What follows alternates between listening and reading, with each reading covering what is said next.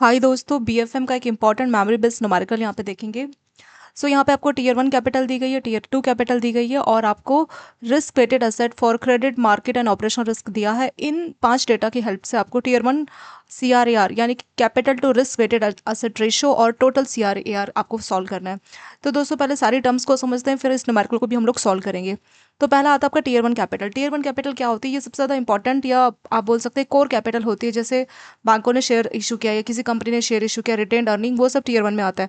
Tier 2 में जैसे revaluation reserve, ये सब आता है। तो मेन जो सबसे इंपॉर्टेंट जो कैपिटल होती है किसी भी कंपनी या बैंक की, वो टीयर 1 ही होती है, क्योंकि हर टाइप के इमरजेंसीज में ये वाली कैपिटल ही किसी भी ऑर्गेनाइजेशन को सपोर्ट करने का काम करती है।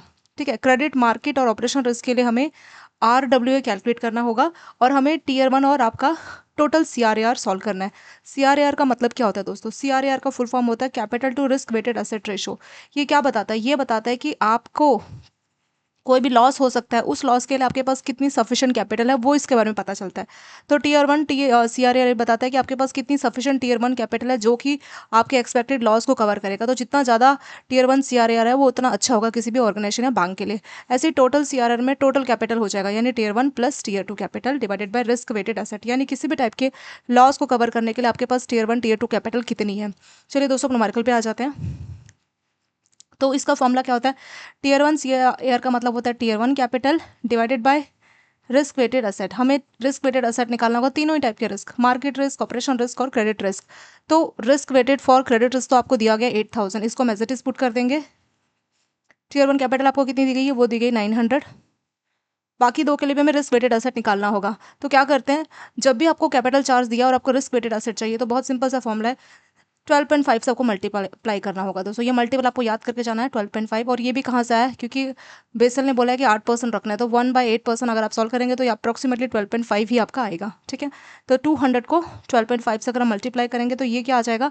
ये आ जाएगा कैपिटल चार्ज के बदले ये बचेगा रिस्क वेटेड एसेट। सेम ऐसे कैपिटल चार्ज ऑपरेशन रिस्क का दिया, इसको भी हमें रिस्क वेटेड एसेट में चाहिए, तो हम लोग इसको 12.5 से मल्टीप्लाई करेंगे, तो 100 इंटू 12.5।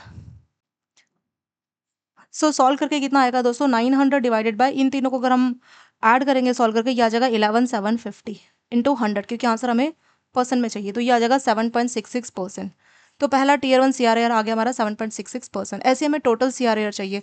तो टीयर 1 में हमने सिर्फ टीयर 1 लिया था, टोटल में हम लोग दोनों कैपिटल लेंगे, टीयर 1 प्लस टीयर 2। तो टीयर 1 कितनी है? 900। टीयर 2 कितनी है आपकी? 300। 900 plus 300 divided by risk weighted asset for all three माने क्रेडिट मार्केट और ऑपरेशन। तो इस बार 1200 को हम डिवाइड करेंगे किससे? 11750 इंटू 100 आ जाएगा, जो कि आएगा अप्रोक्सीमेटली 10.21%।